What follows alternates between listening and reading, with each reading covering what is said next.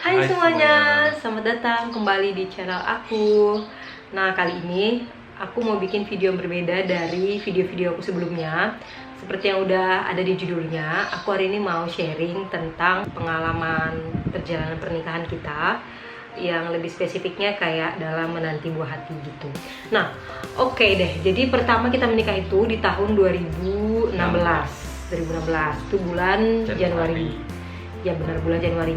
Nah, awalnya kita tuh menikah kayak nggak ada yang kepengenan langsung buru-buru kayak punya keturunan gitu, nggak ada sih. Jadi kayak memang berjalan seperti biasa aja kayak gitu. Terus karena namanya juga netizen, lingkungan kayak mulai nanya gitu kan, udah 6 bulanan kita menikah gitu, kayak Daisy belum, pertanyaan gitu kan, memang kayak selalu ada. Terus awalnya kita tadinya nggak yang kepikiran untuk untuk cepat, jadinya kepikiran untuk ke dokter gitu, karena ditanya gitu kan. Terus akhirnya kita tuh ke dokter di usia pernikahan kita masih 6 bulan, ke dokter kandungan. Dan waktu aku periksa sih semuanya baik-baik aja awalnya, kayak aku subur, sel-sel telurnya juga bagus, dibilang gitu. Terus habis itu akhirnya kita kayak dikasih obat gitu ya, dikasih obat kayak untuk program gitu, dan dikasih kayak tanggal berhubungan. Nah habis itu kita setelah program, bulan depannya tuh nggak ada hasil apa-apa. Nah terus akhirnya kita sempet kayak dua kali kayaknya ya balik lagi ke dokter itu lagi, tapi tetap aja hasilnya nggak ada apa-apa. Dan akhirnya ya udah kita kayak berhenti ke dokter. Dan akhirnya bulan 12, jadi udah mau 1 tahun kita nikah tuh, akhirnya aku ke dokter lagi, ke dokter yang sama. Nah pas ke dokter yang sama tuh dibilang aku tuh ada kista, tapi masih kecil banget, masih ukurannya tuh 2 cm. Nah, terus pas aku tanya ke dokternya juga, dokter tuh belum saranin untuk apa-apa, belum saranin kayak untuk mau dioperasi atau gimana, karena masih kecil banget. Jadi karena kista itu juga nggak ada obatnya, jadi memang dokternya cuma bilang ya didiemin aja dulu gitu. Dan aku sempet nanya sih kayak sama dokter, karena kita udah 1 tahun kan mau usia pernikahannya gitu, ngaruh nggak sih sebenarnya kayak kistanya tuh sama kesuburan aku gitu. Dan dokter tuh bilang ya mungkin ngaruh, mungkin juga enggak gitu, karena bisa aja kayak sel sperma yang masuk itu menghambat masih si kistanya itu menghambat sel sperma itu masuk. Iya gitu. Lalu tahun 2017 itu akhirnya ya sempat sedih sih memang, karena kok aku tuh tiba-tiba kista, sementara 6 bulan lalu pas aku periksa tuh kistanya nggak ada gitu kan. Terus habis itu akhirnya kayak aku tuh sempat juga kayak minum obat-obatan herbal dari teman. Terus habis itu aku ke dokter lagi, dokter tuh kayak beda-beda gitu loh. Aku ke dokter yang berbeda, dokternya bilang kalau kistanya nggak ada gitu.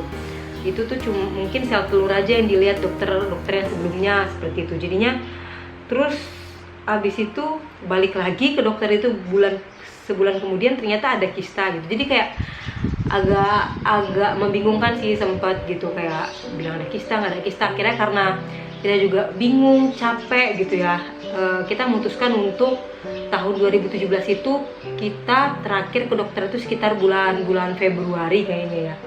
Terus habis itu kita udah nggak ke dokter lagi sampai akhirnya di bulan Desember deh kalau nggak salah. Di bulan Desember udah akhir tahun 2017 kita ke dokter lagi. Dan di situ aku kaget karena waktu aku periksa kistaku yang tadinya itu cuma ukuran 2 cm, sekarang udah ukurannya diameter 6, ada yang bilang juga 7 dokternya yang lain gitu kan. Jadi dan dokter udah saranin untuk kistanya itu diangkat gitu karena ukurannya udah besar. Nah akhirnya kita putuskan untuk angkat kistanya di Jakarta gitu, karena teman juga ada yang sempat udah operasi kista di Jakarta dan dia merekomendasikan lah seperti itu. Nah habis itu kita operasi kista di Jakarta itu agak sempet juga ngedown, karena dokternya bilang kalau kistaku ini kemungkinan adalah kista yang berbahaya ya. Tapi juga belum tahu, karena nanti bisa dicek itu setelah nanti kistanya diambil dan dicek lab. Jadi kalau misalnya setelah diambil, dicek lab itu kistanya berbahaya, nah salah satu ovarium aku itu bakal diangkat gitu. Ovarium perempuan tuh ada 2, ovarium kiri dan kanan, dan kistaku itu di sebelah kanan, jadi ovarium kanannya akan diangkat. Tapi aku tanya ke dokter, kata dokternya sih nggak masalah, kalau masih ada ovarium kiri juga masih bisa hamil kok gitu. Tapi kan tetap aja kayak waktu itu kayak sebagai perempuan gitu ya sayang, maksudnya kayak bukan rahim, ovarium rasanya kayak sedih gitu. Nah puji Tuhan terjadi mujizat. Setelah aku keluar dari ruang operasi tuh Bang Ian nyamperin aku, bilang kalau ternyata kista aku itu bukan kista yang berbahaya gitu. Jadi ovarium aku nggak jadi diangkat.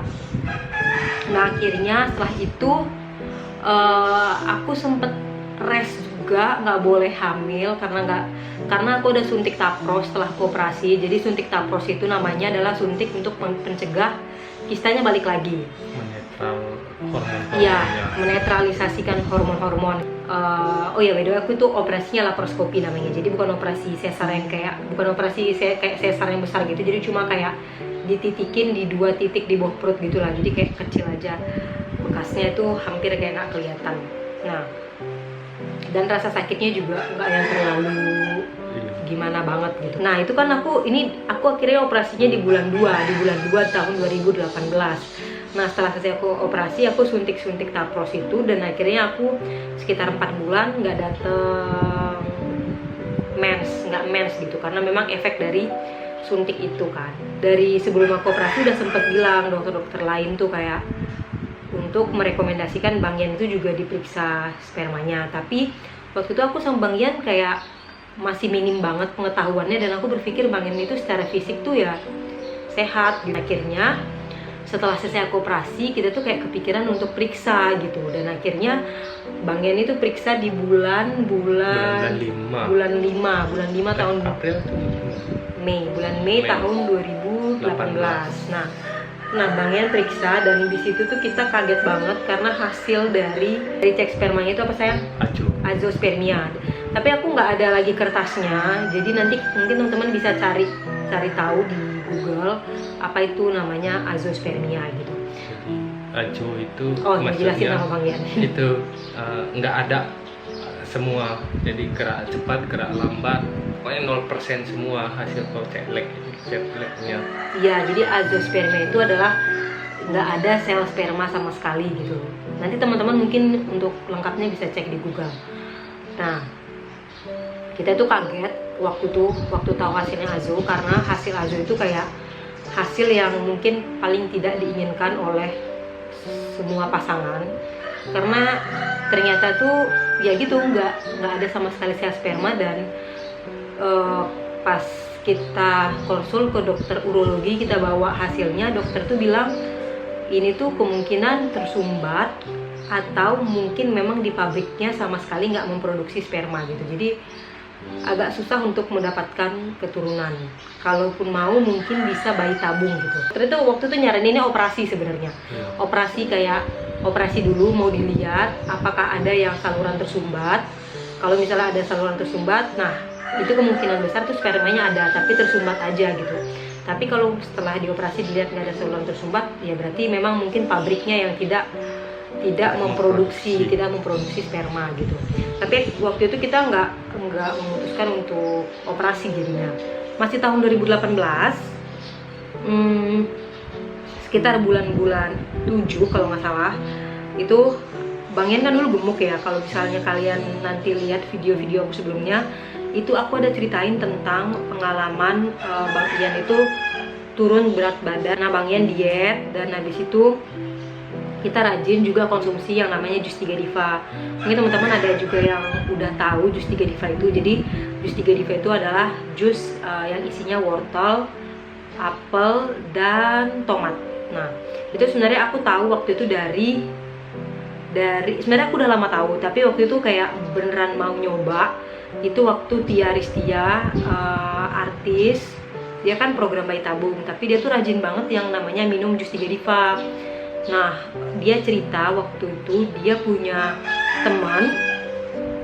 temannya itu kasus suaminya juga azoospermia, tapi minum jus 3 diva ini terus akhirnya ada gitu jadinya spermanya, walaupun tetap ngelakuin bayi tabung, tapi setidaknya itu ada satu tindakan yang tidak perlu dilakukan gitu, karena sel sperma suaminya ada jadinya gitu. Nah, akhirnya aku kayak sama Bang Ian, yaudah toh itu jus gitu kan, kita minum aja gitu, kita perbaiki pola. Untuk sehat. Ya benar, tujuannya untuk sehat gitu. Dan Bang Ian juga diet gitu kan. Habis itu setelah itu habis itu ya udah kita jalanin aja pola hidup sehat. Kita yang namanya makan di luar juga jarang, terus makan makanan yang kemasan, minuman kemasan, pokoknya minuman berasa gitu. Jadi memang aku memang masak di rumah, cuma memang nggak yang tiap hari, tapi pastinya kayak 5 kali seminggu itu udah pastilah kita makannya di rumah gitu. Habis itu bulan 11 tuh aku tuh tes pack. Nah bulan 11 2018 aku tes pack dan aku tuh garis 2. Aku tuh kaget sempet di situ karena kayak kok bisa ya gitu. Maksudnya kita sama sekali di situ kayak udah banyak banget ngubah pola mindset. Artinya gini, kita kan dokter udah sempat saranin kita untuk bayi tabung, tapi kita belum siap secara materi dan juga secara hati gitu kan. Karena proses bayi tabung itu juga bukan proses yang gampang sih kalau yang aku lihat dari beberapa orang yang udah pengalaman melakukannya gitu. Harus siap hati, siap materi juga kan. Nah kita tuh belum siap. Terus habis itu jadi kita tuh berpikir dulu kalau misalnya dikasih rezeki sama yang di atas untuk bayi tabung, ya oke, berarti kita bayi tabung. Tapi kalau memang belum, pasti Tuhan juga kasih rezeki dan Tuhan tuh sanggup gitu loh mengadakan mujizat-mujizatnya yang di luar akal pikiran kita gitu. Jadi nah waktu itu kita jadinya kayak lebih enjoy ketika mikir kayak gitu. Nah habis itu bulan 11, nah itu dia aku tes pack garis 2 dan aku kaget. Terus aku bilang sama Bang Ian, dan habis itu kita tes bukan tes apa namanya, ke dokter Ian ya. Dokter Ian. Nah habis itu sama dokter udah bilang positif, udah ada kantungnya gitu. Tapi di usia kehamilan aku 7 minggu itu aku tuh apa namanya flag ya. Habis itu aku flag dan akhirnya singkat ceritanya aku keguguran. Nah disitu kita sedih, lumayan sedih banget karena kita udah nunggu udah sekitar mau hampir 3 tahun kan waktu itu. Dan kita sudah mendengar detak jantungnya. Oh iya, dan di situ juga kan udah ada detak jantungnya gitu. Mungkin kata dokter ya, dokter juga mungkin ini kayak seleksi alam kayak gitu, atau memang ada salah satu sel yang kualitasnya kurang bagus kayak gitu. Nah ya udah, kita tuh kayak sempat sedihnya karena Bang Ian kan azo, terus dikasih mukjizat, terus diambil lagi gitu. Tapi ya udah, kita perbaiki diri lagi, kita benar-benar kayak mungkin masih ada yang kurang dari dalam diri kita gitu. Nah akhirnya karena aku sempat hamil, aku penasaran jadinya kok bisa ya gitu, padahal kan Bang Ian azo. Nah akhirnya Bang Ian tes lagi dan hasilnya itu jadinya teratozo. Tapi lagi-lagi kertasnya itu hilang, nanti kalau ada aku akan taruh di gambarnya. Nah teratozospermia itu apa?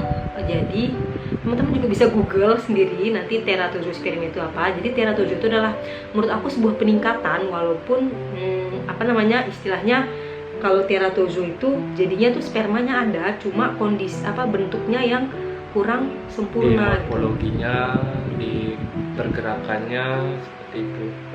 Jadi masih kurang bagus presentasinya. Nah betul.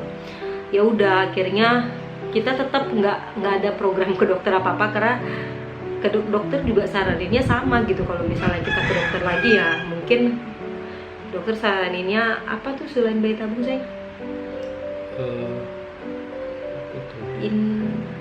Namanya lupa. Inseminasi, bayi tabung, ya disarannya pasti kayak gitu-gitulah. Udah masuk 2019. Ya udah, itu aku selama 1 tahun itu tidak hamil, kosong gitu kan. Pernikahan ketiga tahunnya. Iya, udah pernikahan yang ketiga. Itu ya udah, di situ kita banyak sekali yang terjadi perubahan di tahun 2019. Kita udah sempat mengalami senang tahun 2018 akhir, tapi kayak sedih lagi. Terus kita akhirnya kayak belajar untuk mengenal satu sama lain dan lebih menghargai satu sama lain gitu. Jadi tahun 2019 itu memang tahun lalu itu tahun-tahun belajar buat kami. Tahun-tahun semakin mengenal lagi, aku semakin mengenal Bang Ian dan Bang Ian tuh semakin mengenal aku. Walaupun situ kami udah 3 tahun menikah, dan sebelumnya juga kita tuh lama pacaran, udah kita pacaran ada 4 tahun ya. Iya kayak gitu. Jadi memang tahun 2019 itu kita di situ fokus untuk memperbaiki hubungan kita berdua suami istri gitu. Nah, kesalahan-kesalahan yang dulu sempat banyak kita lakukan adalah, kalau aku adalah terlalu fokus sama omongan-omongan orang yang aku sering nggak ngerasa kalau aku tuh tertekan gitu loh. Orang tuh sempat bilang kalau jangan stres gitu, dan aku dulu sempat berpikir aku nggak stres kok gitu, kok stres gitu kan, kok orang-orang bilangnya gitu, tapi aku kok nggak stres gitu. Tapi ternyata tuh di bawah alam sadarku tuh ternyata mungkin aku stres gitu. Dan dulu itu kalau misalnya aku mens di 2 tahun pertama, pasti kita itu kayak topik yang menimbulkan konflik, iya, topik yang sensitif gitu. Dihindari Topik yang sensitif buat kita berdua. Jadi kalau misalnya aku mens, terus aku pasti kelihatannya langsung murung gitu, karena ya bulan ini nggak berhasil lagi gitu kan. Terus aku kelihatan murung, aku nangis, dan ujung-ujungnya konflik gitu, karena Bang Yan tuh juga mungkin sedih ngeliat aku, dan ya gitu sih. Dan Bang Yan juga capek di kerjaan gitu kan. Jadi di 2 tahun pertama itu sih. Terus belum lagi juga kita tuh waktu itu aku tinggal di lingkungan yang banyak sekali pengantin baru. Itu kayak ada berapa pasang ya, 10 pasang ada kali pengantin dan baru. Kita sendiri yang nah akhirnya belum belum waktu itu dapat keturunan. 2 tahun itu kayak akhirnya kita sendiri yang ketinggalan, belum dapat keturunan. Kebayang nggak sih rasanya guys, ada 10 pengantin baru, dan bulan ini ada yang hamil, bulan depannya ada yang hamil, bulan-bulan sebulan bisa ada 2 orang yang hamil, sampai aku sendiri yang tinggal belum hamil. Itu rasanya kayak lumayan tertekan ternyata gitu. Enak kadang pun misalnya, walaupun mereka bicaranya seneng ya, bahagia gitu. Iya, tapi rasanya kayak kapan ya bisa cerita kayak gitu. Gitu sih. Nah, ternyata aku tertekan gitu, jadi aku nggak sadar. Nah, jadi tahun 2019 kita beneran banyak mengubah pola pikir gitu. Artinya kita nggak menaruh sukacita kita itu kepada suatu hal yang permintaan melulu gitu, sampai aku tuh lupa berkat-berkat yang udah Tuhan kasih buat hidupku gitu, kayak suami, kayak orang tua, mertua, keluarga besar, berkat-berkat jasmani, berkat rohani yang Tuhan kasih gitu, kayak tertutup karena permasalahan ini tadi. Jadi bukan melulu masalah kayak kita harus punya keturunan, harus kita bahagia, kita harus punya apa, materi harus kita bahagia gitu. Walaupun itu semuanya of course pasti bikin bahagia, dan nggak gampang untuk ngomong kayak gitu. Aku jadinya belajar tahu tujuan hidup dulu. Kalau aku pribadi, aku belajar tujuan hidupku itu adalah ke dunia itu apa gitu. Tujuanku hidup untuk memuliakan nama Tuhan gitu. Jadi apapun yang kulakukan, kupikirkan, kukerjakan, kukatakan, itu membuat Tuhan senang gitu, dan memuliakan nama Tuhan di dunia ini gitu. Jadi aku ngerasa kalau misalnya aku uring-uringan, aku sedih, aku bete, aku konflik sama Bang Yan, itu bukan yang Tuhan mau buat hidupku, seperti itu. Dan di situ ada sukacita ketika berubah pola pikir yang salah, iya kan, ke yang baru.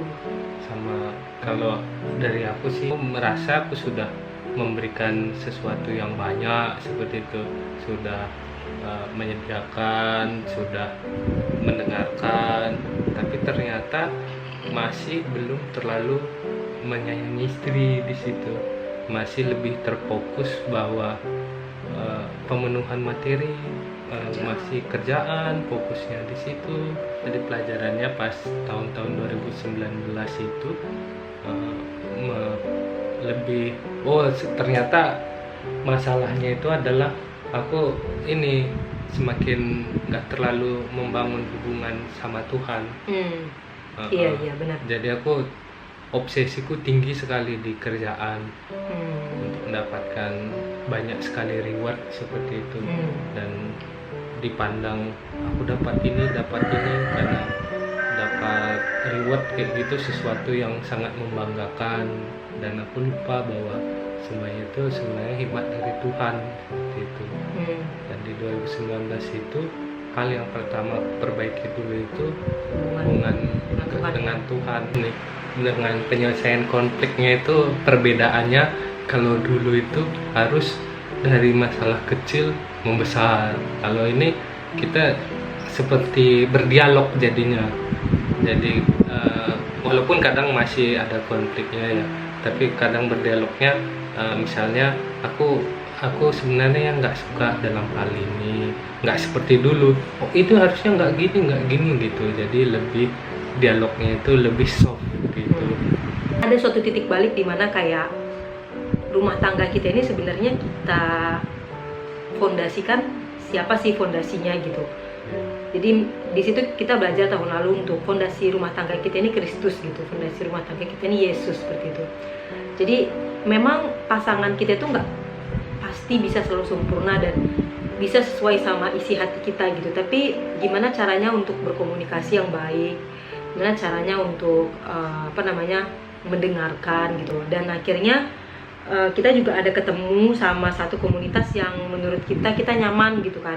Gimana kita nyaman untuk bertukar pikiran, berkomunikasi, terus sepemikiran, sevisi dan semisi gitu.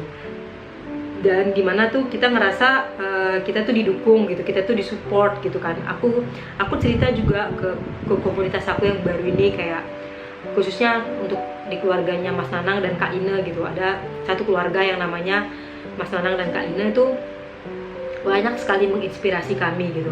Jadi nggak membuat kami melulu berpikir tentang masalah-masalah kami gitu. Jadi kami memang banyak sekali belajar dari keluarga mereka gitu. Dan aku juga mau bilang sebenarnya komunitas-komunitas itu juga penting dalam membangun dan pikiran kita, cara pandang kita gitu. Jadi memang dulu tuh aku tuh nggak punya komunitas yang menurut aku tuh bisa berkomunikasi dengan leluasa gitu loh. Setelah aku temukan komunitas baru gitu kan, dimana aku bisa merasa aku jadi Ripka yang lebih baik gitu. Terus aku bisa banyak belajar dari orang-orangnya gitu. Oke, nah abis itu di tahun 2019 aku tuh lupa kenapa, tapi kita masih tetap minum jus itu ya. Terus kita masih tetap minum jus 3 Diva itu setiap pagi. Komposisinya itu kalau teman-teman mau tahu kayak 2 wortel, 2 apel, 2 tomat yang ukurannya ya sedang aja sih, pokoknya 2 lah gitu. Kita jus, ya kita blender, terus kita saring. Nah airnya yang kita minum, jadi airnya itu bisa dapat sekitar 2 gelas. Nah jadi ya Bang Ian minum 1 gelas, aku 1 gelas, seperti itu kurang lebih. Nah habis itu tahun 2019 aku lupa kenapa kita tuh tiba-tiba kepengen cek sperma lagi. Kenapa ya kita cek sperma lagi? Sebenarnya karena pas kamu kisah. Oh iya benar. Jadi sebenarnya tahun 2019 itu aku ngerasa perut di sebelah kanan aku tuh ngerasa sakit lagi kan. Terus sakit lagi tuh aku berpikir, duh jangan-jangan nih kistanya balik lagi gitu. Dan akhirnya aku ke dokter kandungan lagi dan ternyata bener dong, kistaku tuh ada lagi guys. Nah di situ 4 ya. 3 atau 4 aku lupa deh. Nah udah ukuran 3 atau 4. Nah terus Oke, habis itu aku ceritain permasalahannya. Kalau misalnya aku tanya kan kenapa kok kistanya saya balik lagi dok gitu. Padahal saya udah pernah operasi dan suntik tapros. udah suntik tapros juga, udah suntik penghambat kista balik lagi gitu. Terus dokternya bilang memang ini kayak hormonal gitu karena subur. Jadi itu adalah darah-darah kotor yang menempel gitu dari haid gitu. Jadi caranya untuk supaya kistanya nggak balik lagi ya mungkin hamil atau diangkat, tidak suburkan gitu istilahnya. Aku entah itu KB apalah caranya supaya tidak subur gitu. Terus aku cerita kalau misalnya kami itu belum punya keturunan dok, maksudnya kalau aku dibuat tidak subur tuh tidak mungkin gitu sekarang gitu kan. Kita tuh akhirnya cek lab lagi, cek sperma lagi. Nah ini tuh hasil cek sperma Bang Ian adalah astenozo. Jadi bukan azo atau teratozo. Jadi astenozo ini tuh jauh lebih baik daripada teratozo malah. Jadi memang masih ada kelainan, tapi satu bagian aja yang masih kurang. Iya, jadi cuma satu bagian aja yang ada kelainan gitu. Jadi sisanya bagus kata dokternya.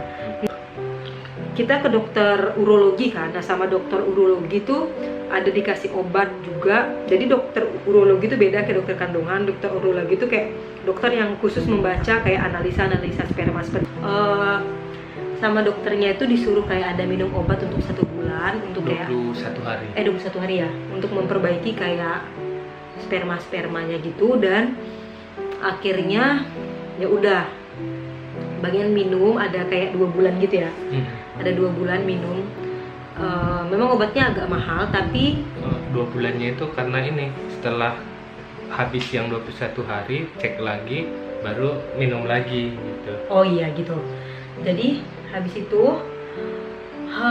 setelah itu akhir tahun 2019 belum ada hasil apa-apa. Dan sorry guys, aku nyender karena capek. Terus tahun 2019 itu ya udah belum ada apa-apa, dan sebenarnya aku udah mempersiapkan diri untuk operasi tahun depan, operasi pengangkatan kista gitu. Karena pengangkatan kista, dan karena kistaku itu kan udah 4 cm.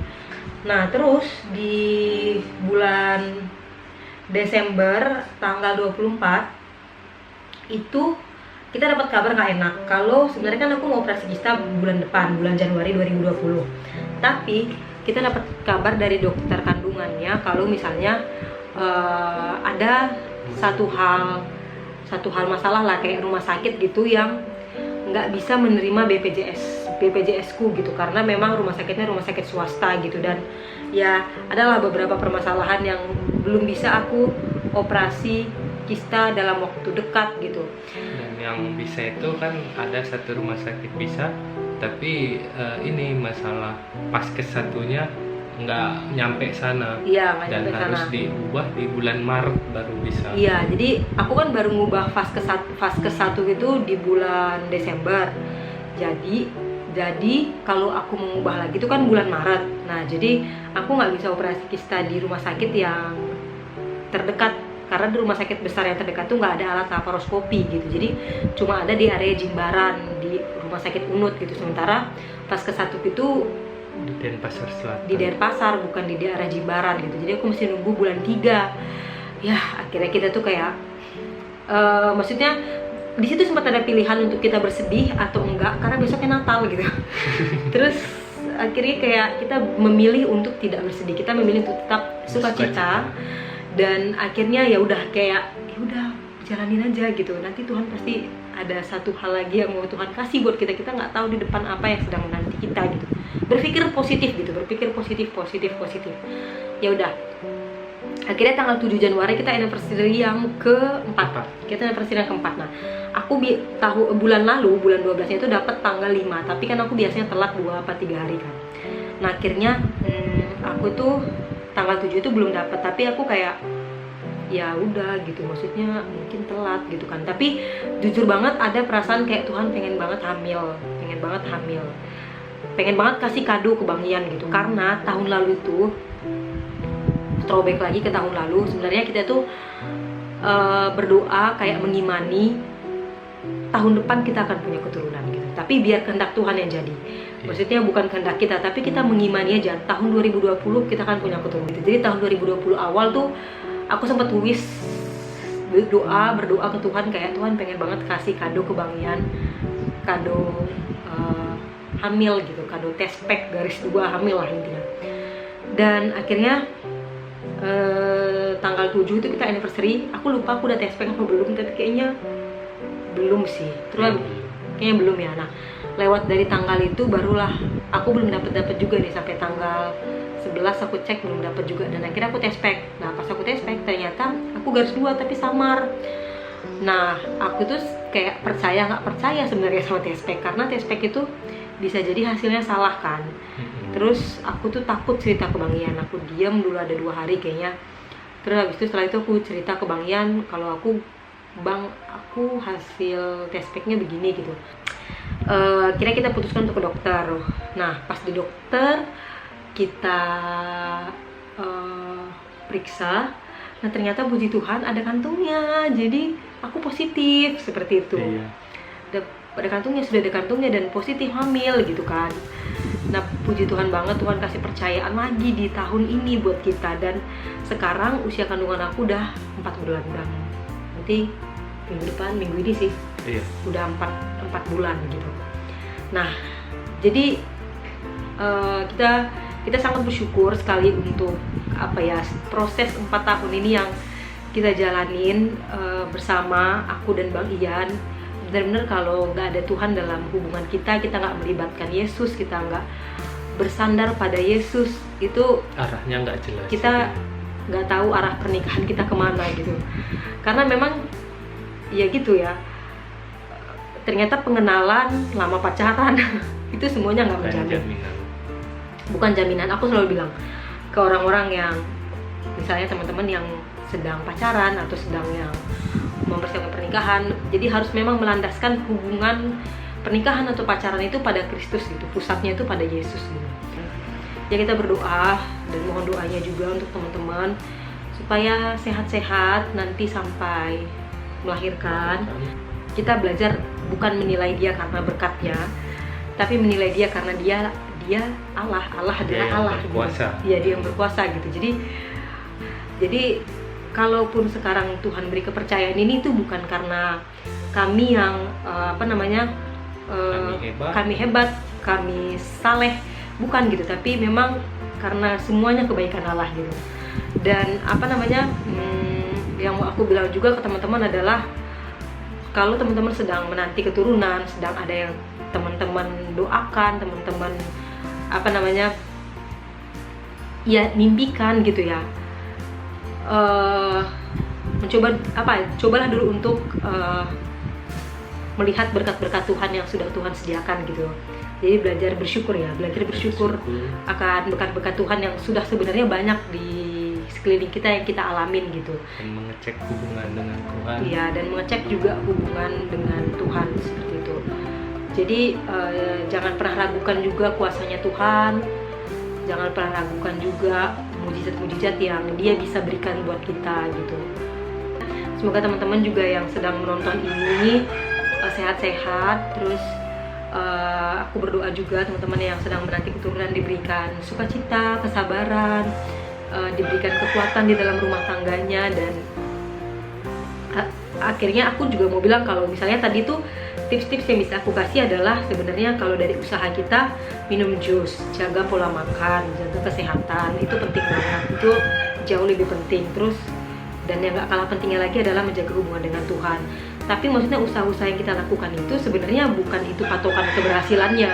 Aku juga nggak bisa menjamin kalau teman-teman minum jus 3 Diva besoknya hamil, enggak. Maksudnya aku tidak menjamin seperti itu juga, tapi artinya itu usaha-usaha yang kita lakukan yang udah ada campur tangan Tuhan gitu di dalam itu semua gitu. Manusia boleh berusaha tapi kehendak Tuhanlah yang terjadi seperti itu. Jadi sekian aja video dari aku dan dari Ian.